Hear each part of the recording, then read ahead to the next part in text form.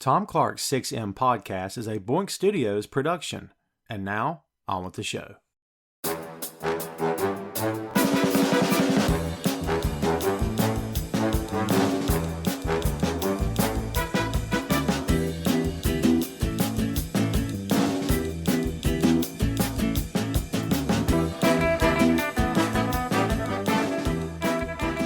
Hey, what is up? Welcome to Tom Clark's 6M podcast. I'm your host, Tom Clark, and in this episode I'm joined by co-host Greg Ramsey. From the pages of Marvel Comics to the silver screen, it's Earth's mightiest heroes, fighting to reverse the damage done by the most powerful being they've ever faced in a war that continues to be one of the most epic stories ever told, and one that features what could be the Marvel Cinematic Universe's final chapter starring the original cast. We're talking about Avengers Endgame. Released in the United States on April 26, 2019, and directed by the Russo brothers on a script by Christopher Marcus and Stephen McFeely, Avengers Endgame was the follow-up to 2018's wildly successful Infinity War, which brought the bulk of the Marvel Cinematic Universe together in one film for the first time ever.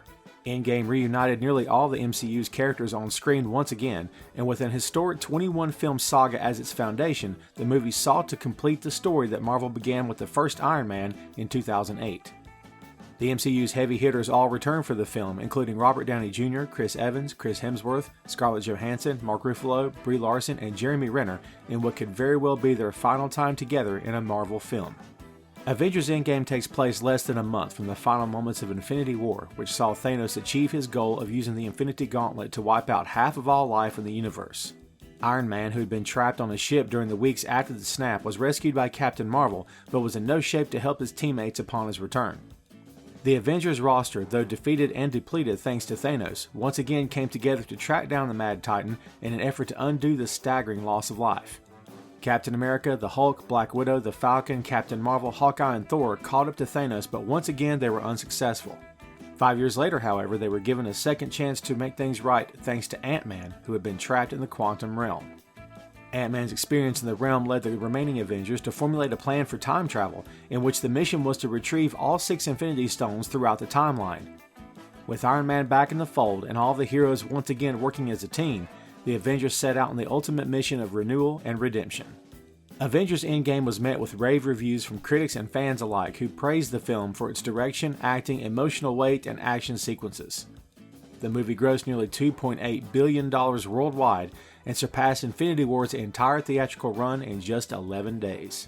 The film received numerous awards and nominations and is the highest-grossing film of all time. Avengers Endgame is regarded by many as the best film in the Marvel Cinematic Universe thus far. The scope of the movie, as well as the grand scale of the story itself, has arguably never been matched in any film, and it is the crowning achievement of the MCU's run. And that's the lowdown on Avengers Endgame. We've come to part 2 of our Avengers Endgame deep dive, discussion, review, celebration, maybe is the best word. And we made it abundantly clear during the first part of this series of episodes that we were pretty sure it was not going to be able to just be self-contained in 1 hour. There's just no way. The movie's just too long, it's too big. And as we said before, we wanted to do justice to this movie because we just love it so much. Because it just, as a standalone film, it's amazing. Yes, there's a lot of history behind it. Yes, there's a lot of cool stuff for you to go watch beforehand. But as just a comic book fan in general, if you were a comic book fan and hadn't seen one film of the MCU for whatever weird reason, you could probably jump into both Infinity War and Endgame and catch yourself up fairly quickly, I would say. But yes, this film's got a lot of history behind it, and because of that, we decided, there was just no way we could do all this in an hour. We initially thought it was going to be 2 episodes, right? But as you can see, it's a trilogy. It's the first time that we've ever done a set of 3 episodes consecutively here on the show about one topic. And it may not be the last, who knows? But I will tell you this, it's a lot of work. But it's good work and it's good fun. And we are continuing on with the story where we left off at the end of episode 1. So now, once again, we're moving back to New York. And this is the aftermath of what's happened with director Pierce and Loki taking off with the stone and all that stuff. So we see Tony and Scott, they're arguing, having a real knockdown drag out. Not literally, obviously. But Scott is like beside himself. He's like, it's over. This is over. It's too late. You've lost the stone. It's over. And, we need more PEM particles in order to make these jumps and to move around. And then you see it hits Tony the minute he says that. He goes, what if there was a way to get more PEM particles? What if there was a way to fix this and to get the stone at the same time? And I don't know if I was really on the same page when he said this, but the more I thought about it, I thought, oh my God, they're going to go back. And of course, as we know, they do, man. They're going to leave Scott, who is bewildered. He doesn't know what's going on. They leave him with the scepter. And, Tony looks at Steve and he says, do you trust me? And Steve says, I do. So they coordinate and they go back to the past. And they show up in New Jersey, 1970. We see an Oldsmobile, and this is the obligatory Stan Lee appearance. And, talk about emotions, man. Stan passed away some time ago, as we know, and he was a constant presence in these films. But this is a great, fun little moment. He's in an Oldsmobile with a bumper sticker that says "Nuff said." He's with a hot girl. He's looking very old school, and he says, "Hey, man, make love, not war." So, such good stuff, man. I love that moment. And I believe it was Stan's last cameo. Am I correct? I think you're right. Yeah. And, what a way to go out in the biggest Marvel film ever. And I love the bumper sticker, "Enough said," because that, for years, that was Marvel's comic motto. And, it just fits so perfect. And love the car, and I love his line. he's got that hippie hair going on, and, he looks so 70s. Oh, so yeah. it's just right. And I'd like to go back to New York for a second, 2012, after they bungled things. Tony and Scott are sitting in that real old junky car. It just seems right because, it's almost like they're sitting in the corner with dunce hats on. Maybe Tony has the bigger dunce hat because he's really screwed things up here. And, they're just sitting there in that car. It's trashed, and it's like Cap walks up and says, we got a problem here. Yeah, and, of course, Scott, is upset. He's freaking out. And, Tony, it's like gets this, suddenly it hits him like a lightning bolt. Maybe we can go back and retrieve some more PEM particles and the other stone that they missed out on. So yeah, it's like a big gamble here. You don't know, if this doesn't work, there's no coming back, like Scott said. Yeah, and we shouldn't gloss over it because it is a huge moment, kids. It's a big turning point in the film, in my estimation, because when Loki took off with the stone, you're like, well, what now? They've lost their chance. But to have this moment, and we've said it before, dude, we'll say it again. Tony's one of the smartest guys in the Marvel Universe, period. And so, of course, it's going to hit him. I don't know if Steve would have thought of this. Scott would not have known. So had Tony not thought of this, then it wouldn't have been possible. It wouldn't have happened. So absolutely, good points all the way around. So as we said, New Jersey, 1970, and they're back, or they're there, I should say, and they're going incognito. And, basically Tony is like a doctor or a scientist or whatever it is he's supposed to be. And Cap is a soldier because what else is he going to be, right? So they're on the military base to get what they need. They split up, and Tony is in sort of the bowels of the place, and he finds the stone, but he finds a lot more because he runs into Howard Stark. And dude, what a moment this is. I don't know if you or I saw this coming. I think they did a really good job of trying to make these two actors look very similar. But dude, talk to me about this moment and how cool it was to see Tony sort of come face to face with his past. Oh, it was super awesome. Nobody had any clue that this was going to happen. It was another great surprise, like we've seen, before in this film. And, Tony, he's fumbling over himself. He can't, it's like he's gone stupid.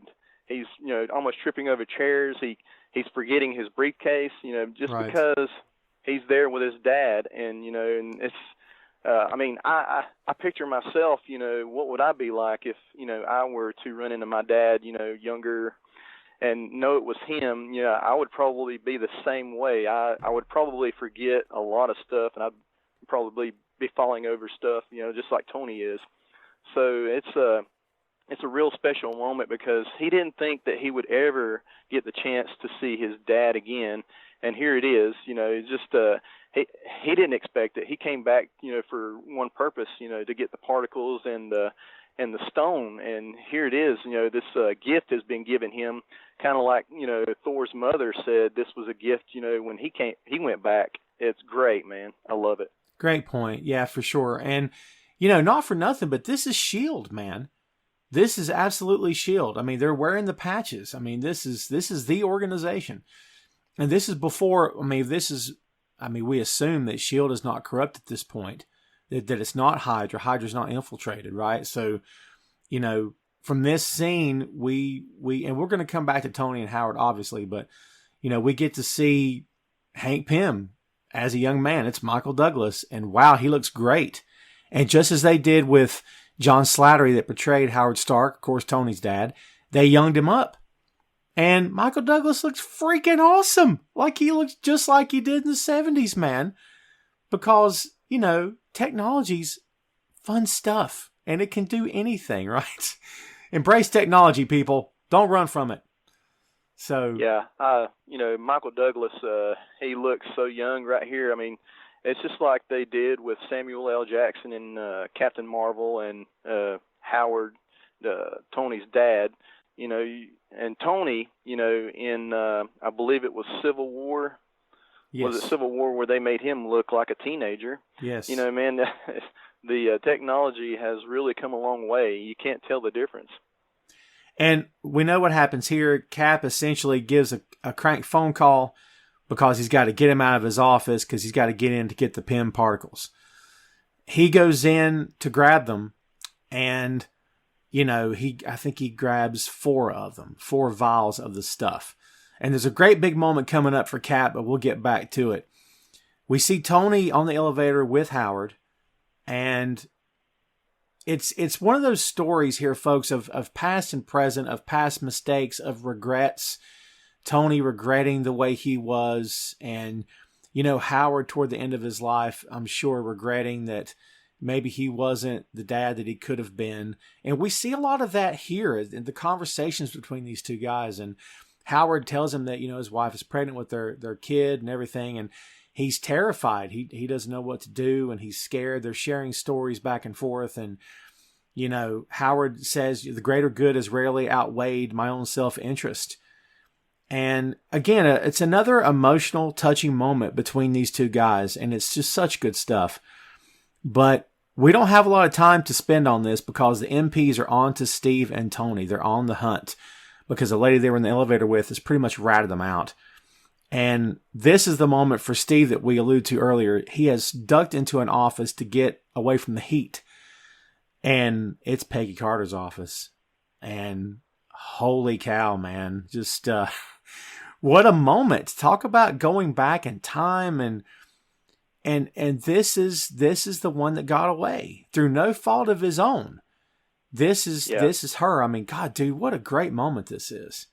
Yeah, this is Steve Rogers, like a deer in the headlights, man. He can't take his eyes off of her. And, I don't know how excruciatingly painful it was for him to not, walk into that office, cross over and just take her in his arms and, kiss her. But he knew that, that would have been a big mistake. He's looking at the bigger picture here. He's got to get through this, and then maybe later on, maybe we can get back to that. And I want to go back to Tony and his dad. in the elevator discussing childbirth, and how ironic that Tony's father is kind of seeking advice from his son, who's Right. yet unborn. How ironic that he's seeking advice from his unborn son. That was awesome right there. And not for nothing, but let's just face facts here, man. Tony's already a better father than his dad was. And it's a different world. Let's be fair. It's a different time. It's a different era. It's a different way of thinking. Men are supposed to do this. Women are supposed to do that. So, in Howard's defense, like I said, it's from a different era. But, he was very driven, very motivated, very grand scope sort of focus. And he rarely ever focused on anything or anyone but himself. And sounds familiar, right? It should, because that is exactly what Tony was doing for the majority of his life until he fell in love with Pepper and then started to see a life beyond his own. And like I said, I think Tony's just a better father at this point. But good point, dude. Howard's looking to him for advice. And man, had Howard Stockworth have known who he was talking to. Talk about the freak out moment of the decade right there, just to know. Yeah. And here's something else. And it's kind of that Back to the Future thing. You know what I mean? Like, we always kind of question, why did Marty's parents not recognize him when he got back to the future? When he got back to the present? Why did they not suddenly go, wait a minute, you're that kid that got us together in the 1950s? They never recognized him. But Avengers avoided that because basically they explained earlier in the film, as long as we return the stones chronologically where we took them, then it's like we would never have been there to begin with. So yeah. Howard would obviously not recognize him later. I love it when Tony hugs him and says, thank you. And then he pauses and he says, for what you're doing for your country. Yeah. He's actually thanking him for, raising him and teaching, instilling in him some certain values in life. And I also want to point out the lady in the elevator. This didn't hit me until my last couple of watchings of the film. But when I saw her eyes, it made me think of Nick Fury, and I'm sitting there thinking, Is she related to him somehow? Maybe his mother, because it's S.H.I.E.L.D., and how old is Nick Fury at this point? I don't know. Wow, dude, you're killing me on that. That's good. I don't know that I've ever even heard that one. That's a good one, dude. I'm kind of speechless on that. That is a project for us to go back to the movie or to take a screenshot online and zoom it in real close because she's wearing a name badge. So that might be something to look into. So kids, as you're listening to this show, Google it. See what you can find. By this time, we'll already know. So don't bother telling us. So to wrap this scene up, basically Tony, I feel like, has made peace with his father in some weird way. By having that face-to-face, he finally did get to say goodbye, which he didn't get a chance to do. And when he hugged him, that was his way of saying, okay, I love you and I miss you, but at least I had this moment with you.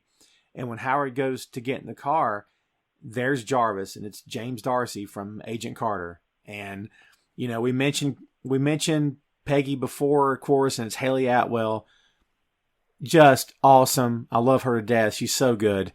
And it was very cool to see Darcy in this movie and to know that, that's Jarvis. That's where Tony took the inspiration for the first, computer that he was speaking to in the first Iron Man armor. So, yeah, really good stuff there. A lot of callbacks in this film to other movies. That's kind of the point here, kids. So, we are back on Thanos' ship now. The past Nebula is fighting the present Nebula. And basically, she's taking it to her. She switches headpieces because she gets an idea. And that's where we kind of figure out, man, the minute she switches that piece, I think we kind of know what's going to happen at that point. She's going to go back in time with the Avengers and sabotage. Well, go forward in time. Yeah. This movie can be a bit confusing sometimes. So, did you catch that? Yeah, so dude, she's going to try to sabotage it, man. Did it hit you at that point what she was thinking? Oh, yeah, of course. When she lifted the headpiece, the yellow headpiece, I was sitting there thinking, oh, no, she's going to be, the mole in 2019 or whenever it was. She's going to go to the future and pose as their Nebula and she's really going to screw things up, man. She says the line, "You disgust me." Yeah. She says, "But I believe, there is some use for you." And she lifts the headpiece up, and I'm like, immediately right there, I'm like, oh, yeah, she's going to switch places with her. Yeah. Yeah. And like you said, she screws it up, and that's putting it lightly. I mean, she brings the war straight back to Earth. So, yeah. Wow. So, the next scene is one of the most emotional ones of the film, and it's a big one. And we know what has to happen on Vormir. If you want the Soul Stone, you have to make a sacrifice. We saw it in Infinity War when we saw Thanos hurl Gamora to her death. And yeah, this was tougher for me than that one because I'm a huge, Black Widow fan, huge Scarlett Johansson fan. And this movie does cut away quite a few times through the course of the time travel portion. They're going from one, time frame to the next, keeping you updated on these characters and where their adventures are taking them. But there's no cutaways from this. They stay with this until the end. And we know that Clint Barton and Natasha show up. They encounter the Red Skull, who we saw in Infinity War is the Guardian. He's the keeper of the stone. He is doomed to lead people to the treasure that he cannot have. And he tells them what must be done in order to get the Soul Stone. One of them must die. And they sort of make it sort of a lighthearted thing in the beginning because they're kind of just sitting around because they can't decide. And he's just kind of floating around. And Clint just kind of looks at him and says, "Hey, how you doing?" It's kind of funny when you look back on it. I love the fact that they don't cut away from this. They just keep you focused on these two, going after the Soul Stone. And it's a soul for a soul, as Red Skull says. And they're trying to decide what to do. And, they begin talking. They've said, well, it's got to be one of us. I think Clint says, "I'm starting to think you're talking about other people here." Both of these characters, they wanted to sacrifice themselves right there because, just for the other one. Right. They did not want to be the one left to, carry that sad burden. And, it's crazy. Two people fighting over the right to sacrifice themselves, but it's what needs to be done, whatever it takes. Right. We heard that line earlier in the film. These two strong characters are determined to be that one. And, it's just, man, I know what's coming. One of these characters is going to sacrifice themselves, and it's going to be rough. I mean, it's going to really be a tearjerker. And, it ends up being Black Widow. I love the line there right before he says, "Just let me go." And then when she kind of whispers, "It's okay." Oh, man, that floored me. I was, tearing up big time. I just couldn't stand it. But on the point of her sacrifice, I was thinking today, there's a rare song by Anthrax, a thrash metal band. Mm-hmm. They did a sad, slow song, and it was about the death of a close friend or a family member. And in the song, it sounded really quite appropriate here because, they've had everything planned out, but, they didn't see this coming. And when Clint gets back, they're all like, "Where's Nat at?" And right here, I'm thinking of this line in this Anthrax song. It says, "You might as well forget what you gambled on, 'cause plans, they never go by the way they're drawn." And it just seemed so right, man. That song came into my head when I was thinking about that. And I got real emotional just thinking about that song and the scene itself. And man, this happens a lot in our show where one topic will cross paths with another topic and seem to make sense. And, for anybody listening that doesn't understand how a fanboy's head works, you're hearing it right now. It's, oftentimes our little universes tend to, coincide with each other. It's like a big pot of stew, man. Everything just kind of seasons together. And it happens all the time. So, dude, what you're saying to me makes complete sense, honestly. I also want to point out the symmetry here with Infinity War. It was the sacrifice, for the Soul Stone was another female warrior type. She's red-haired, and it's just a sad moment in both films. It's like the symmetry there. Yeah, it's like mimicking each other for sure. The symbolism there is it's pretty eerie, man. Yeah, it's a good point. And like we said, folks, this is a very emotional moment. It's one of the biggest ones, one of the heaviest moments of any Marvel film, I believe. It's crazy heavy. Not as heavy as the end of this film, but it's close. I mean, it's pretty big. And the stuff they say to each other is huge. And the moment when Clint looks at her and he gets real quiet for a sec and he's like, you know what I've done, what I've become. And he's getting emotional and you're like, oh, dude, he's killed all these people, man. I mean, he was an assassin anyway, but that was different. He was on a mission. This was him getting revenge. This was him doing what he knew how to do, and that was kill, because he was dead inside. He wasn't doing it because it was his job. So, again, doing what he's done, he knows what he's become. He's basically saying, I can't go back to that.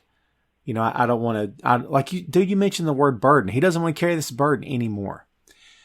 She, on the other hand, says the past 5 years have brought me to this moment. And, both getting emotional. But the takedowns, the constant fighting, he's running for the cliff and we know how this ends. She stops him and she kicks off. She kicks herself off and, hard to talk about, man. I'm watching it again right now. God, it's hard to talk about. It's just, crazy. Plus, he has a family to go back to, and she doesn't really have a blood family, so she feels like she needs to do this for Clint and the rest of the team so they can fulfill their goal. Yes, absolutely, and yeah, it's a good point, man. She doesn't really have a family to go back to. We hear later in the film that we were her family, and we'll get there, but. Yeah, it's a great point. She's very hopeful that they can get the stones, that Clint can get back everything that he lost. But for her, she's already lost. You know what I mean? And this is the moment for her to do something for this man. And I'm sure she loves him. I'm sure he loves her. They've been through too much together, as we've said before in this show. I mean, they've been through way too much together to not feel something very deep and personal for each other. So the bottom line here is that she's made the sacrifice. The next time we see Clint, he sits up in the water, just like we saw Thanos do in Infinity War. The Soul Stone is in his hand, and he's a wreck. We have seen an Avenger die, and she won't be the last one. Now, look, there's a bright side to this. As we know, the Black Widow film is not out yet, but it's going to be out, I believe, in September, and it's going to be in theaters where possible and on demand. So the movie takes place at a point before this film, obviously. But I'm hopeful that something will happen from this. And of course, we still have Disney Plus to talk about too at some point in terms of how they're going to handle the character moving forward there. So yes, there's positivity here and hopefully things will be looking up. Now, I'm going to ask you the same thing that they sort of postulate on later in this film. You can't bring her back, right? Because if you do, does that kind of negate how they got the stones to begin with? Doesn't that kind of ruins it, doesn't it? Yeah, I mean, that makes sense, the point you just made. It almost, like you said, it erases the sacrifice she made for the Soul Stone, and it's almost like, it never happened. So, it's a bittersweet moment. It had to happen, but it's painful to watch. Absolutely. And, at some point we got to move on, but, it's hard to move on from this one, kids. No kidding. So they're all back at this point. They have all come back. They're back at Avengers compound and everybody pretty much has a smile on their face except for Clint, because they all see each other standing there and they're like, all right. And, we remember, dude, that Natasha said, see you in a minute. And she's not there. And so without saying, they know. Hulk says, where's Nat? And Hawkeye doesn't say a thing. It's a very somber moment, very somber scene. It gets very, very quiet, very, very fast. So we go to outside. Tony says, do we know if she had any family? And Cap said, yeah, us. Thor's upset. And he's more than upset. He's in denial. Okay? He's like, why is everyone acting like she can't come back? She's going to come back. She can come back. This is not, come on. Let's just, and Clint has to speak up and says it can't be undone. And he talks about the red floaty guy. You go ask the red floaty guy and you ask him. Funny that he never said the guy looks like a red skull. So, dude, Cap never knows, which is, I think, kind of interesting. Cap never knew that the ghost of the red skull is actually on Vormir. I just imagine Cap's reaction if he had been one of the, Avengers to go to Vormir and seeing the Red Skull, I'm sure it would have freaked him out beyond imagination. Right. Here's a guy he hasn't seen in, over 70 years.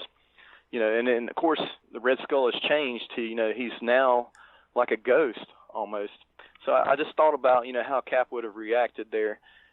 At this point, man, yeah, I'm kind of like Thor. I would have loved to have, maybe used what he calls space magic with the stones. There's a way to go back and get her. Yes. But, Clint brings us back to reality and says, no, it can't be undone. And you see the Hulk, out of sheer frustration, just pick up a bench and toss it like into another continent. Right. And listen, you've been deep diving like crazy on this and making all kinds of great connections and piecing things together and looking for hidden meanings and other truths, and you've nailed it. But I got one for you, and I can't say I came up with this one because I actually read this one somewhere, that the bench that he hurled is the one that we see Steve Rogers sitting on at the end of the film. Now, I don't know if that's true, but that's a good one, right? Yeah, I mean, I never would have thought of that. That's awesome. Yeah, me neither. When I read that a long time ago. I'm like, huh. Okay, I don't know if it meant anything, but that's kind of cool little touch there, dude. Yeah. So yeah, they again, you talked about Clint, bring them back to reality. We have to face the facts that this is what's happened. She's gone and she can't come back.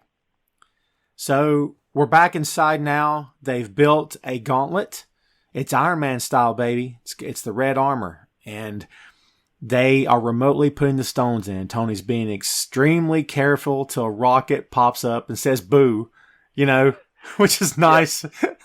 Yeah, I got a chuckle out of this. I mean, we'd just gone through a very emotional scene with Black Widow's sacrifice, and is very teary-eyed.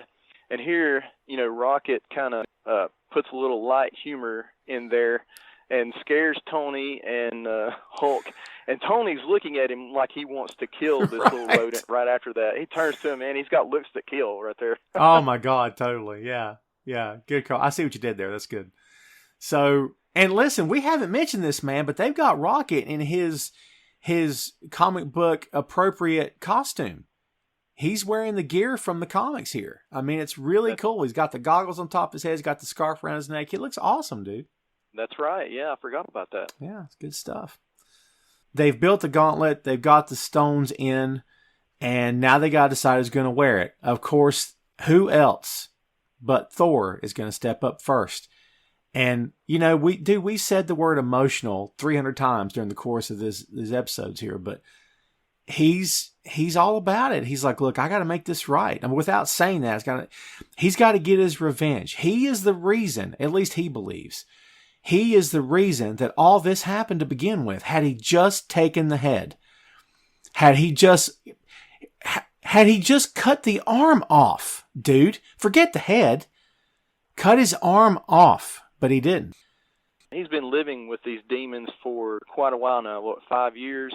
And, yes. Of course, he's going to want to try and exorcise those demons. So he speaks up, I want, let it be me. And he actually begs Tony there. He's grabbing him, let it be me. And, I love the enthusiasm there.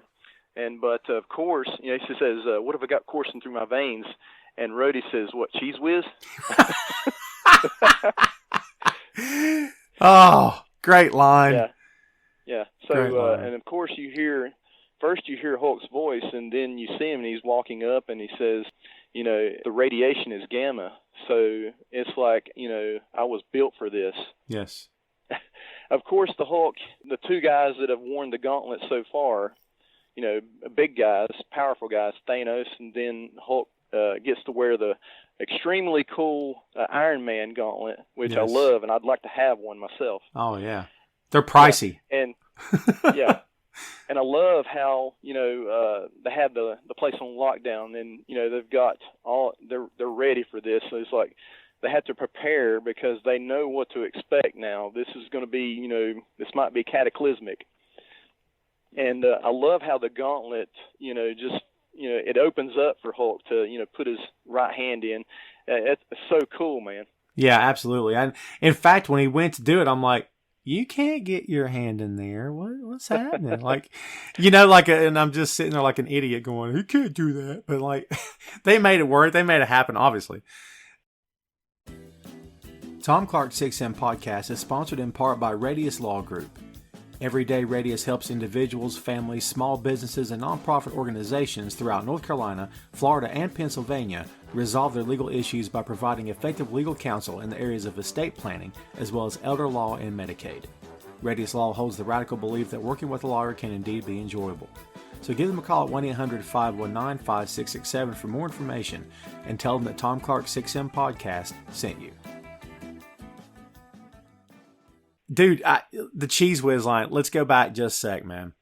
We don't give Don Cheadle enough praise. The character of James Rhodes, it could be one of two things. When he was first introduced in the comics, and this is going to sound not like how I want it to, but he was the black guy. And I don't mean that he was written to be offensive, but it was kind of, well, here's the black sidekick. And at the time as kids, I don't think we cared. I don't think it occurred to us that that's what it kind of was. And not that Stan Lee or anyone else had any sort of, well, this is what he has to be, a sidekick. No, I'm not even suggesting that. But of course, over the years, he's been fleshed out and he's been made to be much more than what he was in the very beginning. And I think that's what Cheadle has done during the course of these films. And I love that they've given him moments, not just of humor, but of getting very dramatic when he needs to. But as we said before about Steve Rogers, James Rhodes is a soldier. He's not just a guy. He's not just a dude with a suit of armor. He's a soldier. So he thinks in different terms. He and Steve, honestly, Greg, if there's one dynamic that I don't know has been explored enough during the course of these movies, and now it's too late, right? What about the dynamic between Steve and Rhodey, which I think would have been very cool and very fun to see? Yeah, it hadn't occurred to me until you said that, but yeah, they're both soldiers, from different times, right? But they both think the same, and Cheadle, freaking awesome, man. This was one of the changes that actually really improved the character. Nothing against the actor that originally played Rhodey, but Cheadle stepped in, and it's like you couldn't imagine anybody else playing that character after he got done with it. And Terrence Howard, look, don't get me wrong, no disrespect. Terrence Howard is a fine actor. But dude, at the time, there was stuff being said. He wanted more money. And, I'm not going to be the guy to sit here and say he thought he was bigger than Iron Man Part 2. But you know what? I'll say it. He wanted a payday. And basically, the folks at Marvel said, nah, we'll find somebody else. Downey should be the highest paid guy in this film, period, in terms of the Iron Man movie. And, he probably was in this film as well, I would dare say. But they replaced him, and they didn't miss a beat. And they upgraded, in my opinion. Don Cheadle's great, dude. And we know about Iron Man 2 when he first walks in the courtroom, and he's like, I didn't expect to see you here. And he goes, don't even start with me. And it was a nice little moment, a wink and a nod to the audience. It was Downey's way of saying, hey, are you even supposed to be here? And Don Cheadle going, don't even start with me. You know why I'm here. Very cool. Yeah. It's almost like they broke the fourth wall there. Yeah. It's like, are you, a different Rhodey? Are you supposed to be here? Right. Yeah. It's almost a little bit of Deadpool happening here, folks. Good stuff. And while we're having fun with this, little does the team know that the other Nebula has come back with them and she's at the platform. Okay. And we know what's going to come after that. Well, Tony gives Hulk the direction on what to do. Only bring the way he says it. It may not strike you like this at first, and I can't say that it struck me like that the first time I saw it, but then later I said, okay, I know what he's talking about, because he said, only bring back the ones that were snapped away. Don't change anything that happened in the last 5 years. And I'm like, oh, he's talking about his family. And I guess that should have hit me, but it kind of didn't. But that was like, and listen, not for nothing, whether he meant to or not, he's kind of speaking for everyone, because there's been kids born in the last 5 years, not just his own. And people have gotten married in the last 5 years. People have fallen in love. People have had moments of happiness anyway. So let's don't erase that. Let's don't erase any of the past 5 years, because, it is what it is at this point. So again, I can't say that I got that the first time around. You say that, and it did occur to me, he was mainly speaking about his daughter Morgan, and, he and Pepper being married, of course. Yeah, he wasn't really being selfish there, but like you said, this was for everyone who had a family, so yeah, he was mostly for himself, but, for everybody. Absolutely. And this is a big moment, another big moment in this film. He tells Friday, activate barn door protocol. And so basically they're securing the building. Everything, the walls are coming down, securing the place. And they're all bracing themselves. They're all suited up. Tony's face mask is there. His armor's on. They're all ready. They're bracing themselves, man, because they don't know what's going to happen here. Hulk puts it on, and immediately, from the moment his hand goes in that gauntlet, he feels the power. It's immense. I mean, he is screaming in pain. Thor's like, take it off, but Hulk finally says, no, it's okay. At the same time this is happening, Nebula is opening the gateway for Thanos and his crew, who burst through the top of the building. Now, the Avengers don't know this because they're so focused on what's going on, so they have no way of even, I guess they never even heard it, right? Hulk snaps his fingers and collapses. Clint kicks the gauntlet away. And, I found that interesting too, that, they couldn't get the gauntlet off of Thanos. Now, I know it's a different situation here. And plus, when Thanos snapped his fingers, the gauntlet, he wasn't so, knocked out by the power that he lost the gauntlet. But the moment that Hulk hit the floor, it falls off his arm. So that shows you how strong freaking Thanos is compared to the Hulk, dude. Yeah, we saw that in Infinity War, where he just mopped the floor with Hulk, and it shocked me, of course, because Hulk's my character. Right. And here Hulk is. He puts the gauntlet on, and he's lit up like a Christmas tree, but he's screaming in horror. And for the Hulk to be in pain, the Infinity Stones together. That's it's so tough. Even if the Hulk can't stand it. So that the stones are for real. They're not something to be toyed with. But and then Tony's there to kind of put out the fire. The Hulk's arm is like burning, and and when I see of course Nebula, she's inviting her father and his evil army to the future. I'm sitting there, the last time I watched it, I was shaking my head, sitting there thinking like, oh, you evil woman, man, why are you doing this? Yes, dude, it's like she's ruining it. Like, you're ruining the whole thing, man, right? Because, the moment that Hulk snaps his fingers, exactly what the Avengers were hoping for all this time has come to pass. It instantly reversed everything. Like, the moment he did it, after the snap took place, it reversed it. And we'll find out later that everybody's back. And we see that Scott sort of steps away from the rest, and he can hear birds. And it never occurred to me, because, when Thanos did the deal, that it eliminated half of all life in the universe, but that includes animals as well. So when he hears birds, it almost made me think, is that just not something you hear anymore in this new world? It's just like a few and far between kind of thing, where like, maybe you took it for granted, right? You never noticed until they were gone. And then it's like, God, it's really quiet outside now. You know what I mean? Like, I guess that part didn't occur to me until I saw that scene with Scott. The sun is out, and it seems like, everything's the way it was. And, of course, Clint gets his cell phone's going off, and it's his wife. And he sees it, and, he's like a real emotional moment. It says, hey, like, man, I almost teared up right there. And, here's a good one, because I don't know how much they've actually explained about this, about the second snap deal. But was she still outside with her kids where he left them? Or where they left him?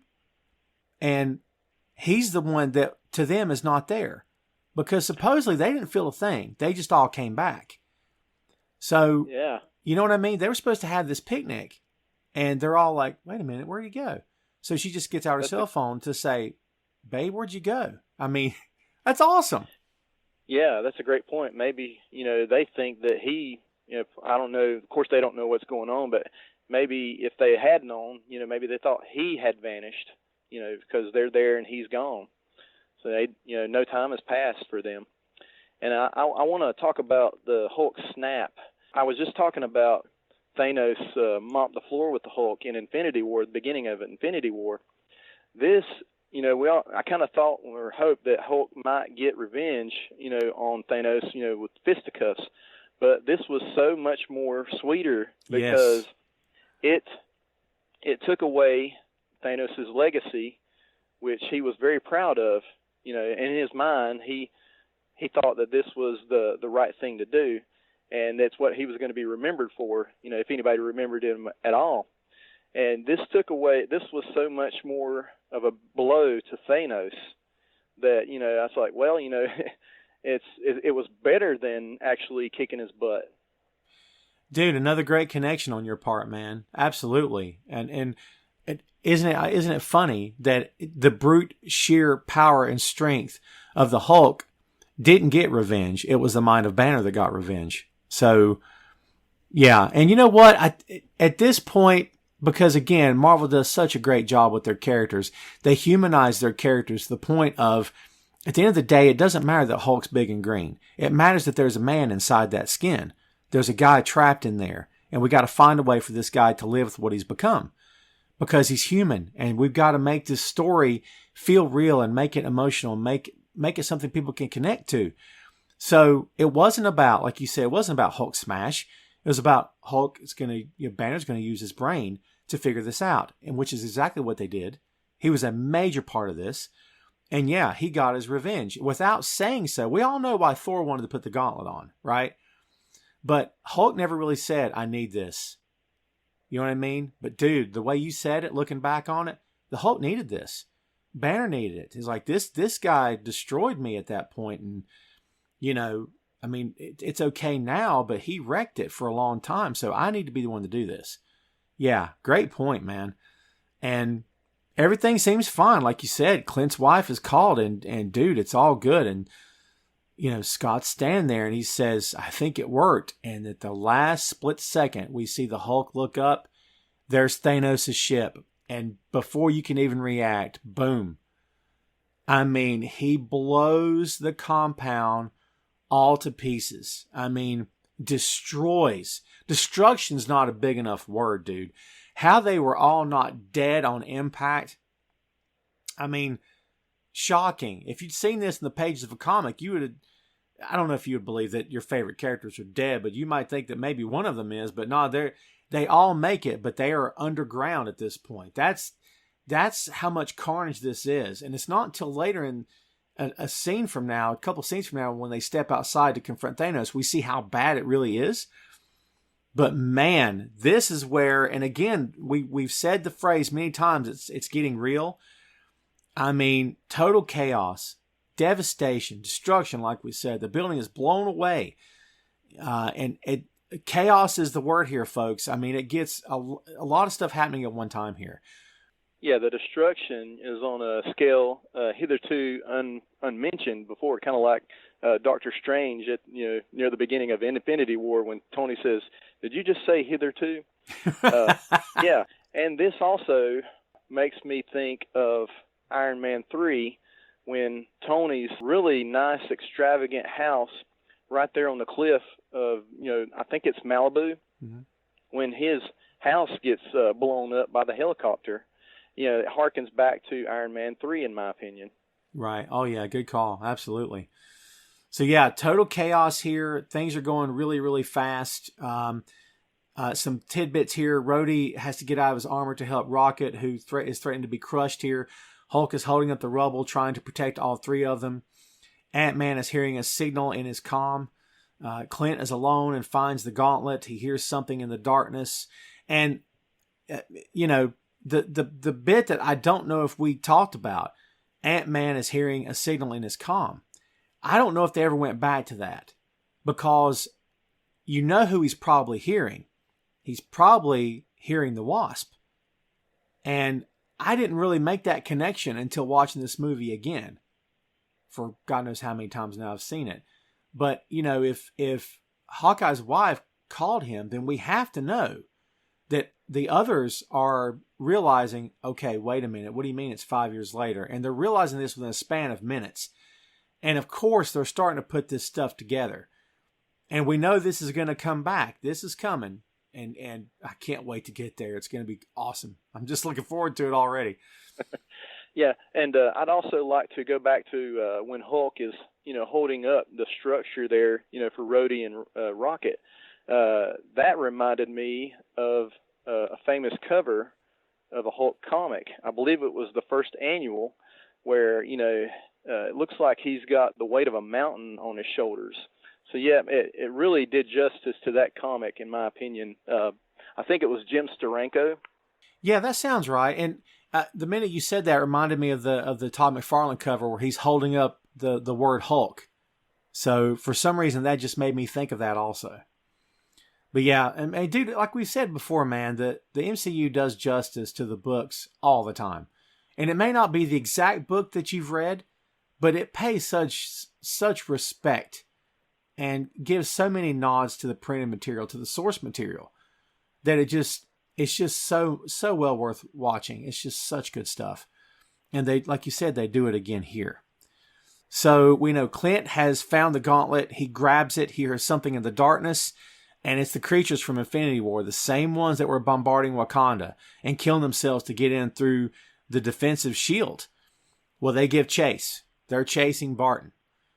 Thanos, at this point, is teleporting down to the surface. He's greeted by Nebula.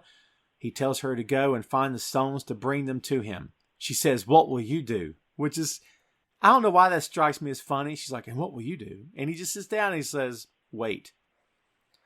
In other words, Yeah. go get this crap. I'm going to take a break. I'm off the clock. I'm going to have some coffee. You know what I mean? Yeah. I got to get ready to battle these Avengers or something. And, she says, they never suspected a thing, and he says, the arrogant often never do. And I was like, wow, for this guy to be saying, the arrogant never do, I mean, he's kind of arrogant himself. Yeah, no kidding. So from here, we go to the ship where Gamora is watching him on the surface, and she confronts what we call the present Nebula, the one that was working with the Avengers. And she wants to know. She said, what happens to us in the future? And Nebula's honest with her. She's like, we try to kill each other a couple of times, but eventually we become friends and then later sisters. That's exactly what Gamora needed to hear. And, I think we kind of knew she was on the fence about this whole thing, but when she hears that makes the decision for her. It's like, hey, I have to help. At this point, I think she's been trying to get out from underneath her, stepfather's shadow and get away from him and maybe even try to stop him. So, yeah, this, like you said, this makes the decision for her. And in that moment, when they clasp hands, it's like Gamora never died. Oh, yeah. Good call, man. Good call. Absolutely. And Nebula misses her sister. She's had 5 years to miss her sister. So, yeah, great point. So they decide to work together. Gamora says, we can stop them. So Tony wakes Cap up. Cap asks what happened. Tony says, you mess with time, it tends to mess back. He gives him the shield. And another little moment of funny stuff going on here. Got to quit losing this or something to that effect, right? And so he gives the shield back to him. And so they join Thor, who's outside. And Thor's just been standing there watching him. He's just watching Thanos sitting there. And there's nothing happening. And they said, what's he doing? And he's like, just sitting here, right? So they contemplate the next move. And they're like, screw it, let's do this. It's time to rumble, baby. And I love Thor. I love Thor's line. He says, it's a trap, right? And Tony says, I don't really care much. And this, when I heard this in the theater, it gave me goosebumps, man. Thor says, just so long as we're all in agreement. And then he takes Stormbreaker, and the lightning flows through him. His eyes light up, and then suddenly he's transformed into like a Japanese samurai warrior. Right. It's so cool. His beard is braided suddenly. Like, who would have Oh. known the holy powers of Asgard will, like, fix your hair for you. So that's a nice touch. Yeah, I love that look too. Right before the battle, man, it's awesome. Yeah, it's great stuff, man. Even you don't even care that it's Fat Thor. Who cares? You just know. I mean, he's got Stormbreaker in one hand. He's got Mjolnir in the other hand. He's looking for a fight. This is the fight he's been waiting for 5 years and counting. I mean, this is it, man. This is the major showdown, the one that we've been waiting for since the MCU started. Really, the first time they mentioned Thanos in these movies, we said, "Oh my God, I can't wait till these guys like take him out." So now we're finally gonna get it, man. It's good stuff. Yeah, and the Thanos's quotes here coming up, they really chill me to the bone. He starts off by explaining, "I thought by eliminating half of life, the other half would thrive, but you have shown me that's impossible. As long as there are those that remember what was, there will always be those that are unable to accept what can be. They will resist." And then, of course, he goes into explaining what he's going to do. "I will shred this universe down to its last atom, and then, with the stones you collected for me, Right, I will create a new one that knows not what it has lost." And then, of course, the one right before the battle takes place, this is a sadistic Thanos right here. It's different from the Infinity War. "In all of my years of conquest, violence, slaughter, it was never personal. But I'll tell you now what I'm about to do to your stubborn, annoying little planet. I'm going to enjoy it very, very much." And I'm like, man, it was like, here we go. I was like chilled to the bone by those comments. Yeah, I mean, even in the face of, the stubborn planet he's talking about, the three, I mean, we're leaving out Captain Marvel here, obviously, and we're leaving out the Hulk, but three of the strongest, bravest, smartest, fearless, warriors that we have to put in front of this guy. I mean, these guys are it. I mean, our first and last line of defense is what I refer to as the holy trinity of characters here. And yeah, great stuff, man. The quotes are awesome because it's, and again, kids, this goes back to the writing of these films, how freaking phenomenal the writing is. And, some of these movies catch some stuff from critics who don't understand it, who were never been fans or whatever. And I don't really care. And I'm like, Tony, I don't really care. Right. So the point here is that the fight is on. And that fight will conclude in part 3 of our Avengers Endgame episode. And it's a big one, folks. It's winner take all. It's Thanos and his armies versus the Avengers. What's left of the heroes. And we get to see what goes down. As Captain America himself said in this movie, this is the fight of our lives. And yeah, it's a big one. Can't wait to get there. You're going to love part 3. It promises to be crazy exciting and crazy emotional. It's going to be a good one, folks. Don't miss it. And that is Avengers Endgame Part 2. Hey, thanks for listening to the show. Check out our social media on Twitter, Facebook, and Instagram at 6M Podcast. We'll see you next time.